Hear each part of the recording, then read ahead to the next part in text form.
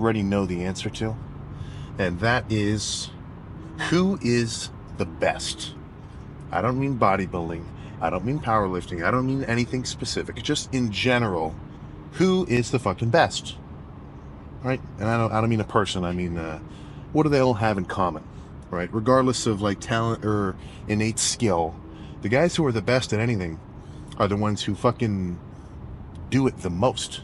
The ones who have the most hours clocked in to whatever thing that they're interested in.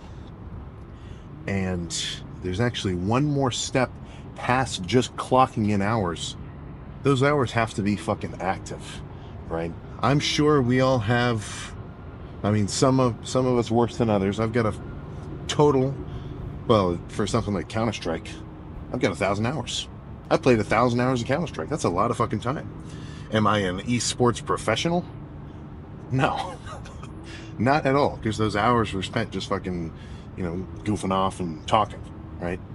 Whereas somebody who spent that much time and they were actually sitting there actively like doing doing aim training or whatever else, and like really intently trying to get better at what they're doing. Dude, these guys are fucking making bazillion dollars a year doing esports competitions, right? And they may have spent the exact same amount of time playing whatever that game was as like, a regular fucking dude.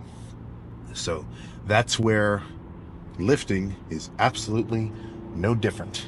And honestly, I feel I'm a little spoiled when I do these talks, because it doesn't have to be just working out. Like, working out is so simple, like it just makes sense. Go hard, do it a lot, then you're gonna get gains. But it fucking translates to everything. You know what I'm saying?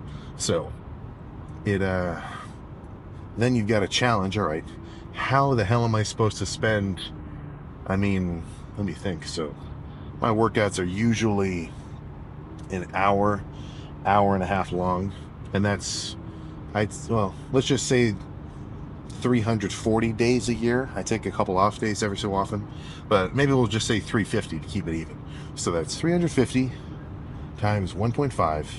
So that puts me at, 525 hours a year, not including the working, not including the eating and the cardio. Let's just say the actual weight sessions in the gym. That's 500 hours a year. How am I supposed to do that if I don't like it? How am I supposed to spend that much fucking time on something if I don't actually kind of enjoy it? So that's where I think it helps to, at least for somebody who's kind of looking for more motivation, dude, gamify it. It's pretty easy to look at something or look at someone else and like immediately pinpoint, dude, that guy's not that guy's not trying at all. He's not going to make any gains. Dude, that guy's form is like way off. Oh my goodness. That guy just stopped a set at like 20 reps left in reserve. Eesh. But when it comes to saying that to yourself, not so often, right? It's like, oh, my elbow's starting to hurt. Put it down. No, well, I'm going to be busy later. I'm just going to leave early.